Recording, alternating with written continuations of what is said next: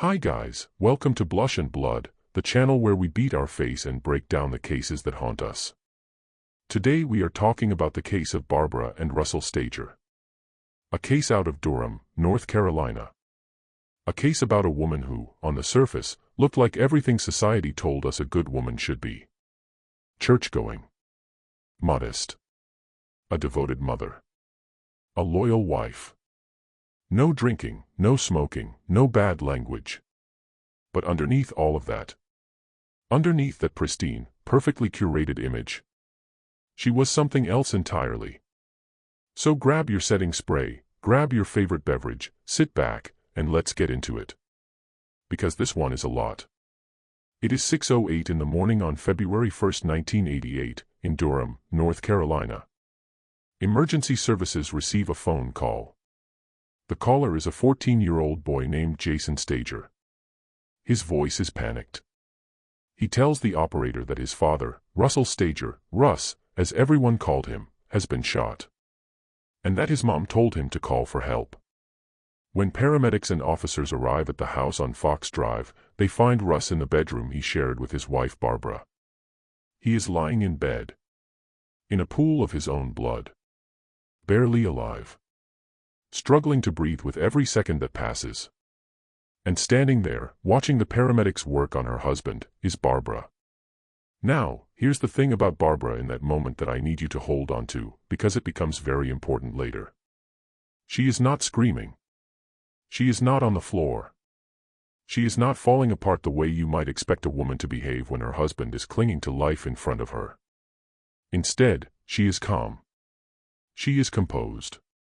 And she is talking. Specifically, she is talking about how she always hated having guns in the house. How she always told Russ she was scared of guns. How she begged him not to keep one under his pillow. How she always knew something like this was going to happen. The paramedics assess Russ. He has been shot in the head. There is very little they can do for him at the scene. At 6:43 in the morning, he is transported to Duke Medical Center where he is immediately rushed into emergency surgery. And while he is in surgery, police sit down with Barbara. They need to understand how this happened. So she tells them. She says that Russ had been nervous lately. There had been burglaries in the neighborhood, and he wanted to be able to protect his family. So he had started sleeping with a loaded gun underneath his pillow.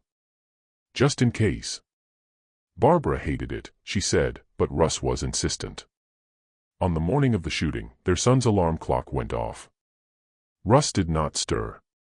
And Barbara panicked, because she thought, if Russ hears Jason walking around the house, he is going to think there's an intruder. He's going to grab that gun. He could accidentally shoot our son. So she reached across Russ to grab the gun from under his pillow. To remove it. To keep everyone safe. And as she was pulling it out, it went off. She shot her husband in the back of the head by accident. That was her story. And you know what? At that moment, standing in that house, on that morning, police actually found it somewhat believable. The scene appeared to corroborate what she was saying. The gun was there. Russ was there.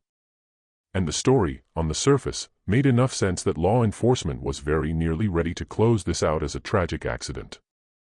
But they didn't. And thank God they didn't. Because Russell Stager, at 40 years old, a beloved baseball coach, an adoptive father, a church-going man who had done nothing but pour love into everyone around him, did not die by accident. He was murdered. By his wife. In his own bed. As he slept. At 12:40 that afternoon, after emergency surgery failed, Russell Stager was pronounced dead. And the investigation into what really happened that morning was just beginning. Before we get into the investigation, I want to give you the full picture of who Barbara was. Because this case, more than almost any other I've covered, is a story about image. About how carefully a person can construct a version of themselves for the world to see, while hiding something completely different underneath. Think of it like the most flawlessly executed makeup look you've ever seen. Full coverage. Perfectly blended. Not a single pore visible. But underneath, the skin is a mess. That is Barbara Stager. Barbara was born in Durham, North Carolina on October 30, 1948. She grew up in a solid, middle-class, deeply religious family. Her mother worked at Duke University Medical Center. Her father worked at the Duke Power Company. They attended church every week without fail. Sunday school. Vacation Bible school. The whole thing. Barbara was described by people who knew her growing up as extremely shy, very reserved, and exceptionally well-mannered. One of her childhood friends summed it up perfectly, saying they were raised in a Christian atmosphere, told always to act like ladies, and they were not outgoing or provocative because that was simply not how they were brought up. Barbara took all of that to heart. She didn't curse. She didn't drink. She didn't give her parents a moment of trouble. She was on the honor roll. She played clarinet in the school band. She dreamed of becoming an elementary school teacher. She was the eldest of 3 children. She had 2 younger brothers, Alton and Steve, and she was fiercely protective of both of them. She graduated high school in 1967 and enrolled at Appalachian State Teachers College. And it was there that she met her first husband. His name was James Larry Ford. Everyone called him Larry. And by every account, Larry Ford was the kind of man you would actually want to bring home to your parents. Gentle. Dependable. Responsible. He was the oldest of 5 kids himself, so he understood what it meant to step up and take care of people. He was in Boy Scouts. He was in the children's youth group. He was president of his school's beta club, treasurer of the inner club council, voted most dependable by his classmates. A genuinely, truly good man. The kind you don't hear much about because they're too busy quietly doing the right thing to make noise. Barbara and Larry got serious quickly. And when Barbara found out she was pregnant, things moved even faster. She dropped out of school to become a stay-at-home wife and mother while Larry continued his education and worked to support the family. They got married on May 21, 1968, at First Presbyterian Church, with a small group of friends to witness it. In December of 1968, their son Brian was born. And then in 1974, their second son Jason arrived. But the marriage was not a happy one. Not really. There were good periods, sure, moments where it seemed like they might be able to make it work. But underneath the surface, they were both pretty unhappy, and the relationship had been rocky since the very beginning. Shortly after Jason was born, they separated. And then, on May 22, 1978, Larry Ford died. I'm going to come back to the full details of Larry's death, because they are extremely important to this story, and I want to give them the attention they deserve. But for now, just know that Barbara was widowed with 2 small boys and left to figure out her life on her own. The very next year, 1979, she met Russell Stager. I need to spend some time on Russ, because once you know who this man was, what happened to him hits even harder. Russell Stager III, Russ, was also a Durham native. Born and raised. His family was deeply religious, much like Barbara's. He had 1 sibling, a younger sister named Sydney, and the 2 of them were close. Russ was an athlete from the time he was a kid. He was a natural at pretty much everything: skiing, swimming, fishing, baseball, football. He was the star halfback in junior high football until a back injury forced him to stop. His doctor told him that if he kept playing, he risked permanent disability. So he pivoted. And instead of football, he channeled everything into baseball. He played catcher and outfield for his school's baseball team. And he was good. Really good. But what made Russ special wasn't just his athletic ability. It was who he was as a person. He was magnetic. The kind of person who walks into a room and immediately makes everyone feel like they matter. He was dependable in the way that really counts, not just showing up when things are easy, but being the guy you can call at 2 in the morning when everything falls apart. He served in the National Guard and the Army Reserves. He was an active member of his church. He was kind, funny, and completely without pretense. And eventually, he became a baseball coach at his alma mater, Durham High School. And this is where you really see who Russ Stager was. He didn't just coach these kids. He took care of them. He helped players buy their uniforms when they couldn't afford them. He gave them grocery money. He took their uniforms home, washed them, ironed them, mended them with his own hands. He organized fundraisers, raffles, bake sales, to make sure the team had what they needed. He became friends with his players. They loved him not just as a coach, but as a person. Every single person who knew Russ Stager described him the same way. Gentle. Dependable. Warm. A man who gave everything he had to the people he cared about, and asked for nothing in return. He had been married once before Barbara, to a woman named Jolyn Snow. They dated for 6 years before marrying in 1974, but divorced a few years later. And even in the divorce, Russ's character showed, he and Jolyn remained genuinely close friends afterward. No bitterness. No drama. Just two people who respected and cared for each other, even when the marriage didn't work out. In 1979, Russ met Barbara at an open house. She was a potential buyer for the home he and Jolyn were selling. She didn't end up buying that house. She bought the one across the street.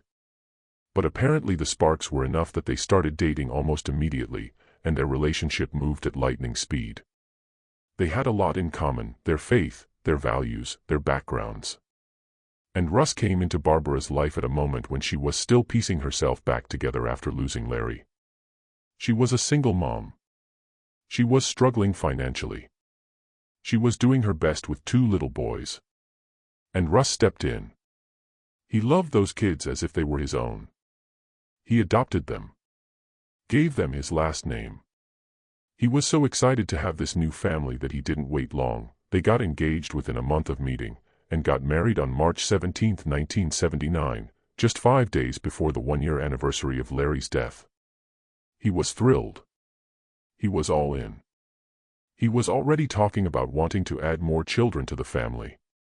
What he didn't know was that Barbara had secretly had a tubal ligation after Jason was born. He also didn't know a lot of other things about his new wife. Things that, had he known, might have changed everything. But that's the thing about Barbara. She was very, very good at making sure people only saw what she wanted them to see. From the outside, Russ and Barbara Stager looked like the ideal Christian couple. They taught Sunday school together. They led the church youth program. They were active, visible, respected members of the community. Neighbors described Barbara as a perfect homemaker, a loving mother, a staunch Baptist. They both had respectable jobs, Russ coaching baseball, Barbara working part-time as a secretary at Duke Medical Center. But here is where we start peeling back the layers of that perfect makeup look. And let me tell you, the further you go, the worse it gets. Barbara cheated on Russ. Multiple times, over the course of their marriage. And she also cheated on Larry during their marriage. According to Jolyn, Russ's ex-wife, who remained close to him, Russ had actually caught Barbara red-handed on at least one occasion. Barbara had told him she was going to the car wash. Russ, suspicious, followed her. And he found her in a parked car with another man. He knocked on the window. She jumped out. The other men drove away. Russ believed there had been other men, too, over the years. That this wasn't an isolated incident. That it was a pattern. And it was. Because the same thing had been happening all through her marriage to Larry. This is where things get truly wild, and I need you to really pay attention here because the financial deception Barbara was running is honestly impressive in the worst possible way. Barbara Stager was materialistic. Deeply, aggressively materialistic. She and Russ both had Rolexes. They both drove nice cars. She was constantly wearing expensive clothes and jewelry. One of their mutual friends, a man named Kevin Wilson, said he used to wonder constantly how Barbara could afford all of these things. It was glaringly inconsistent with what a baseball coach and part-time secretary should be pulling in. When people asked Barbara directly, she had an explanation. She told people she had written a book. A publisher, Doubleday, she said, a very real and prestigious publishing house, had contacted her. They wanted to publish her work. And they were giving her a $100,000 deal, with a $25,000 advance up front. She even had a letter. An acceptance letter from Doubleday. She would pull it out and show people, as if to say, "See. This is real. This is why I have nice things." People were skeptical. No one just gets a six-figure publishing deal on their first book with no prior history. The release date of this book kept getting pushed back and pushed back. Conveniently, always delayed. Eventually, someone in their church community decided to call Doubleday directly. Doubleday had never heard of Barbara Stager. There was no book deal. The acceptance letter she had been showing everyone. She forged it herself. But here's where it gets even worse. She didn't just use that fake letter to impress people at church. She used it to take out loans from banks. Because if you have a documented $25,000 advance coming your way, banks are willing to lend you money against it. When Russ found out about the forged letter and the fraudulent loans, he was devastated.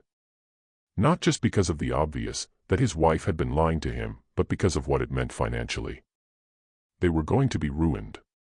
And the thing is, Russ didn't even know the half of it. Because investigators would later discover that Barbara had been running a full-scale financial fraud operation right under his nose. She was signing up for credit cards in his name, writing bad checks in his name, forging his signature on loan applications, and listing him as a co-signer without his knowledge. When she couldn't pay one bank, she'd take out a loan from another bank to cover it. And then another loan to cover that loan. A financial house of cards that went on for years. At one point, the situation got so dire that they had to move to a smaller house. Cancel their country club membership. Russ had to take over the household finances completely because the damage was so severe. And just days before his death, investigators found a check. From Russ. To Barbara. For nearly the entire balance of his bank account.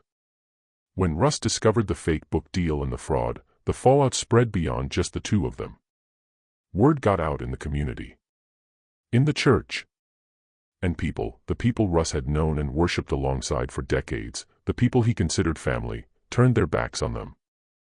Russ had been attending Greystone Baptist Church since he was a child. It was central to his identity. It was where he had built his life, his relationships, his sense of community. And because of what Barbara had done, he had to leave. They joined a new church. Started over. But it was never the same. And through all of it, the cheating, the fraud, the humiliation, the financial destruction, Russ stayed. He stayed because of the boys. He didn't want Brian and Jason to lose another father figure. He had already stepped in when Larry died. He couldn't bear the thought of leaving those kids again. So he stayed. And he tried to rebuild. And he kept showing up. But privately, in the months before his death, Russ was growing afraid. Now I need to take you back. Back to May 22, 1978. The night Larry Ford died. Because this is the part of the story that, once you know it, makes everything else snap into horrifying focus. It was 12:36 in the morning when the Randolph Police Department received a call from Barbara saying that Larry had shot himself. When officers and paramedics arrived at the home, they found Larry upstairs in the bedroom. He was on the bed, the covers pulled halfway up over him. His eyes were already closed. His skin already had that purple discoloration that happens when blood settles after death. He was gone. There was a small bullet hole above his right breast. A clip for a semi-automatic pistol was lying near his left hip. The pistol itself was on the floor next to the bed, positioned as though it had fallen from his hand, barrel facing the bed, as if he'd dropped it after pulling the trigger. Barbara's story was this: she and Larry had watched TV and gone to bed. Larry had hurt his groin at a taekwondo class the day before, so he was uncomfortable and restless. Barbara decided to go sleep on the couch downstairs to give him more room. She fell asleep. And then she was woken up by a loud noise from the bedroom. She went upstairs, thinking maybe he'd knocked something over, and found him covered in blood, gasping for air. The gun, the one that killed him, had only been purchased the day before. So the story was, he couldn't sleep, he took out his brand new gun to inspect it, thought it was unloaded, and accidentally shot himself while handling the trigger. Police looked into it. They really did. They looked for anything that might point to foul play. And they found nothing. It seemed consistent with a terrible accident. It was ruled accidental. No autopsy was performed. Larry was buried within days. Barbara collected the life insurance payout. Now fast forward to 1988. To Russ's investigation. And when detectives start looking back at Larry's death with fresh eyes, things start to look very different. Two major things stand out immediately. First, Barbara's story had actually changed between the time of Larry's death and the time detectives questioned her years later. Originally, she said Larry had shot himself while cleaning the gun. Later, she said she didn't actually see it happen, she was downstairs and it was an accident while he was handling the gun. Those are two different stories. Small differences, maybe. But the kind of inconsistencies that matter. Second, and this is the one that should have ended it in 1978 if anyone had caught it, there was no gunshot residue on Larry Ford's hands. No GSR. None. If he fired that gun, whether cleaning it, inspecting it, or anything else, there would have been residue on his hands. The absence of it doesn't mean he was careless with the gun. It means he didn't fire it. Larry Ford didn't shoot himself. Barbara was never charged in connection with Larry's death. Whether that was due to lack of evidence or simply because prosecuting Russ's murder was considered sufficient, I can't say for certain. But the parallel between the two deaths, both husbands, both shot, both supposedly accidental, Barbara the only witness in both cases, is impossible to ignore. And Russ knew it. In the months leading up to his death, Russell Stager had become increasingly suspicious of his wife. And increasingly afraid. He had been confiding in Jolyn, his ex-wife, his friend, telling her about his growing fears. About the financial deception he kept uncovering. About the box of unpaid bills he found hidden, bills Barbara had told him were paid. About the way Barbara's first husband had died, and how the more he thought about it, the less accidental it seemed. Jolyn would later say that Russ told her, "If anything ever happens to me, look into it. Make sure someone looks into it." He also did something else. Something that sends chills down my spine every single time I think about it. He made tapes. Audio recordings. Made on a cassette tape. In the days just before his murder. After Barbara was arrested, those tapes were found at Durham High School, where Russ coached baseball. One of his students found the cassette. And when police played it, they heard Russell Stager's voice. Speaking clearly. Calmly. As if he were leaving a record for someone to find. He identified himself. He gave the date, January 29, 1988, just 3 days before he was killed. He talked about Barbara. About her first husband. About how Larry had supposedly accidentally shot himself, and how Barbara was the only one there. And then he said something that stopped investigators cold. He said that in the last few nights, Barbara had been waking him up in the middle of the night. Sometimes at 4:30 in the morning. To give him medication. Sleeping pills. He was already asleep. And she was waking him up to give him sleeping pills. He said he hadn't taken them. He was suspicious. He didn't understand why his wife would wake a sleeping man to give him pills that would make him sleep. The tape was authenticated. Multiple witnesses confirmed it was Russ's voice. And Jolyn, when she heard it, said it felt like he was speaking from beyond. Like an angel. Because everything on that tape, every fear he expressed, every detail he noted, confirmed everything she already knew in her heart.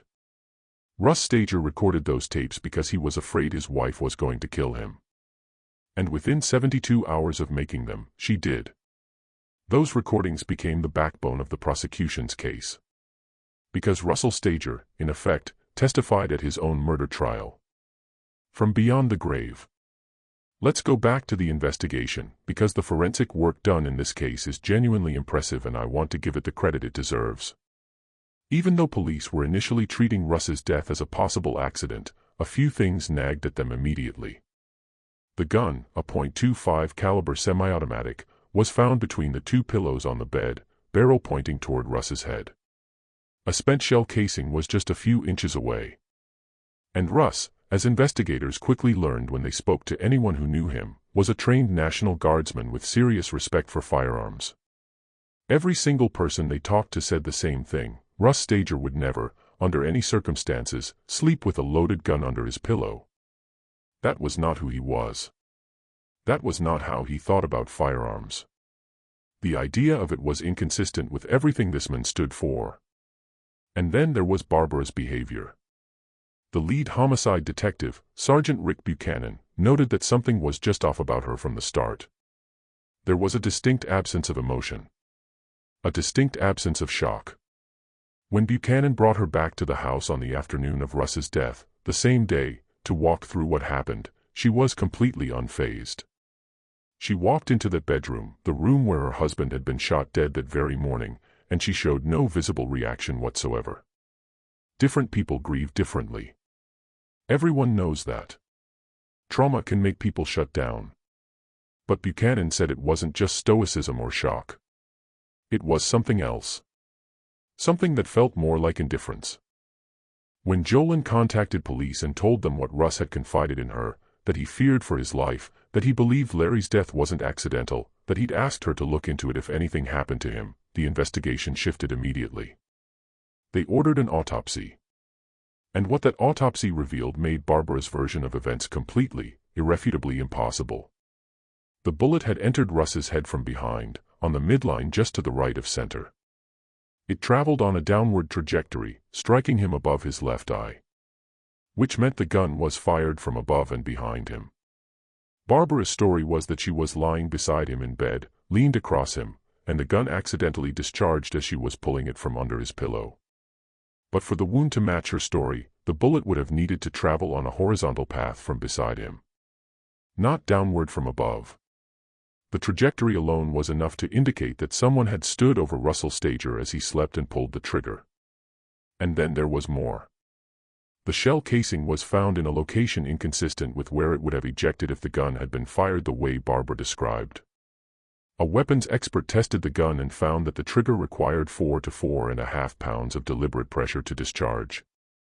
It was not the kind of gun that fires by accident. A forensic chemist examined the bed linens and mattress for any traces of powder residue, singe marks, or fabric damage that would be consistent with the gun being fired at close range from beside Russ. There was nothing. No residue. No scorching. Nothing. None of the physical evidence supported Barbara's story. Not a single piece. On April 15, 1988, police brought Barbara in for a second round of questioning. She came without a lawyer. She had no idea how deep the investigation had gone. And rather than focusing on helping police understand what happened to her husband, her focus, the thing she kept coming back to, over and over again, was the death certificate. She wanted it changed from pending to accidental. Because if it was ruled accidental, she could collect the life insurance, the retirement fund. And she had already contacted the Veterans Affairs Office to find out about military benefits. Investigators later said that moment, watching Barbara push for an accidental ruling while sitting in a police interrogation room, was one of the most jaw-dropping things they had ever witnessed. Because if you were guilty, that is exactly the kind of conversation you would not have in front of the people investigating you for murder. Instead, following that interview, they changed the death certificate to homicide. On April 18, 1988, Barbara Stager was arrested and charged with the murder of her husband, Russell Stager. The trial began on May 1, 1989, and it was a full-on media event. The case had attracted national attention by that point, the story of the quiet, church-going Sunday school teacher charged with murdering her husband in his sleep was exactly the kind of case that captures the public imagination. The defense successfully argued for a change of venue, citing the extensive publicity in Durham and concerns about finding an impartial jury there. The trial was moved to Lee County. The prosecution laid out their case methodically. And they had a lot to work with. They walked the jury through the physical evidence, the downward bullet trajectory that directly contradicted Barbara's account, the shell casing placement, the trigger pressure test, The absence of any residue or physical trace evidence on the bed that would corroborate her story. They presented testimony from first responders who noted that there was a significant amount of blood at the scene. But Barbara, who claimed she had leaned across Russ, had pulled the gun from beneath him, had repositioned his body, had no blood on her. None. They brought in witnesses who detailed Barbara's financial crimes. The forged book deal. The fraudulent bank loans. The credit cards and bad checks written in Russ's name. The fact that just days before his murder, she had effectively cleaned out his bank account. They brought in witnesses who described the marital problems. The affairs. The lies. Russ's mother, Doris, took the stand. She talked about her son, who he was, what he meant to people, what the world lost when it lost him. She also testified that in the immediate aftermath of Russ's death, Barbara had asked about his Social Security and his benefits almost immediately. Doris's testimony did something important for the jury. It reminded them that there were real, human ways that grieving people behave. And that Barbara had not behaved that way. They talked about Larry Ford's death.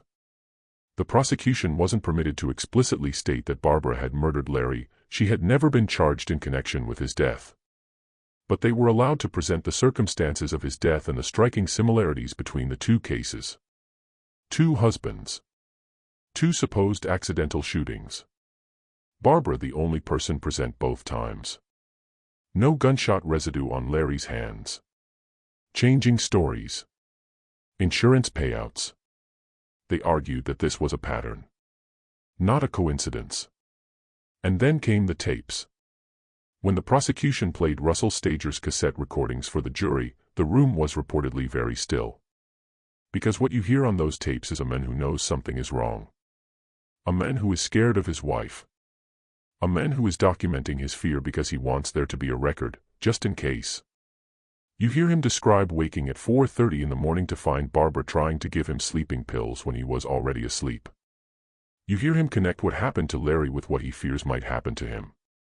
You hear a man who loved his family, who stayed in a marriage that was destroying him because he didn't want those boys to lose another father, and who, in the final days of his life, realized he might not make it out.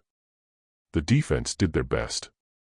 They tried to have the tapes thrown out, arguing about authenticity.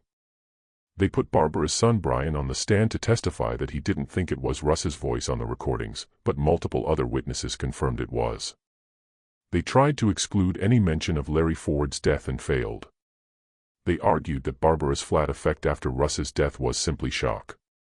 That the financial problems were shared between husband and wife, not solely her doing.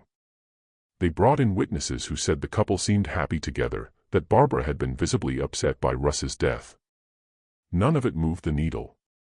After a 2-week trial, the jury deliberated for less than an hour. They came back with a verdict of guilty. First-degree murder. When the verdict was read, Barbara broke down in tears.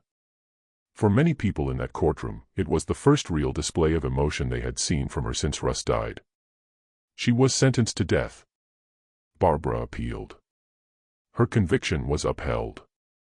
But her sentence was reduced from death to life in prison with the possibility of parole. She has been eligible for parole since 2009. She has been denied multiple times.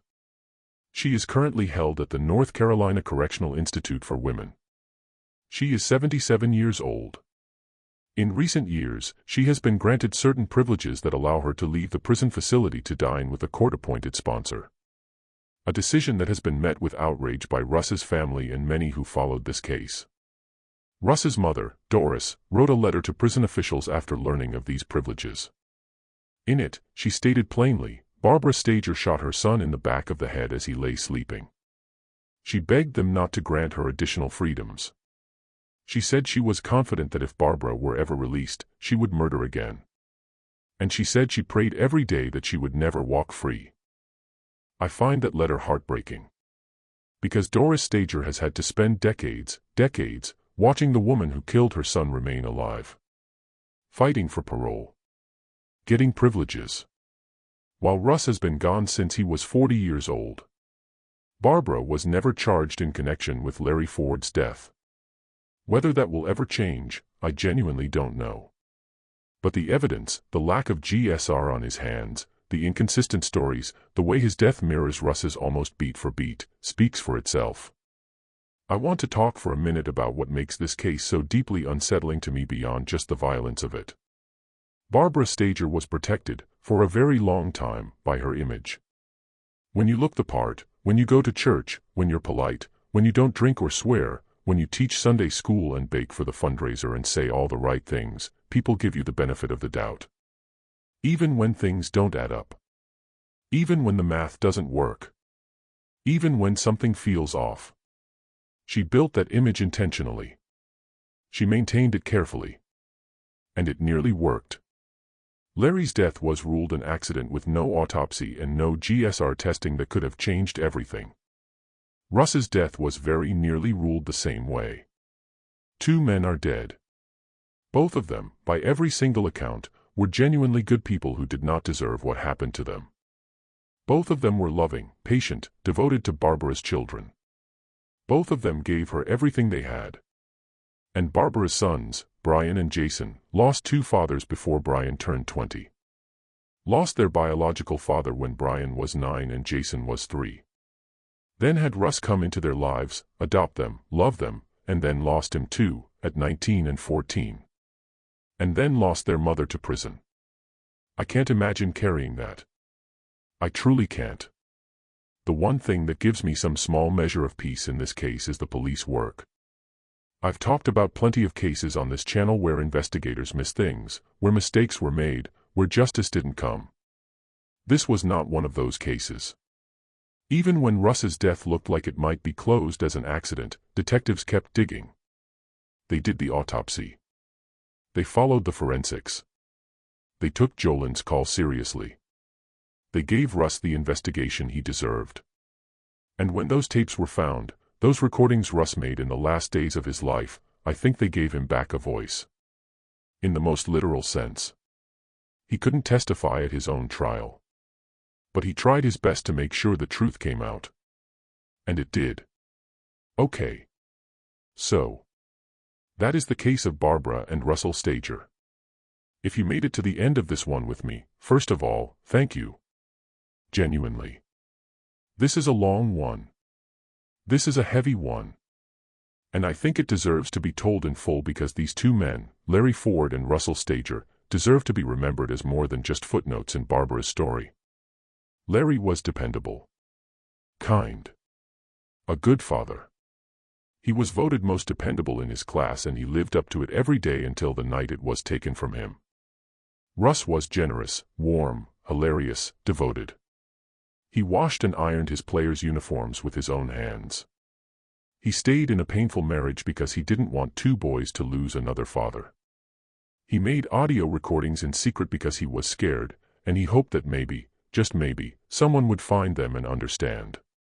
They were good men. And they deserved so much better. Drop your thoughts in the comments. I want to know what you think about Barbara's sentence, the reduction from death to life in prison, and the parole denials. Do you think she should ever be released? Do you think there should have been charges related to Larry's death? Let me know. I will see you in the next one. Blush and blood, always.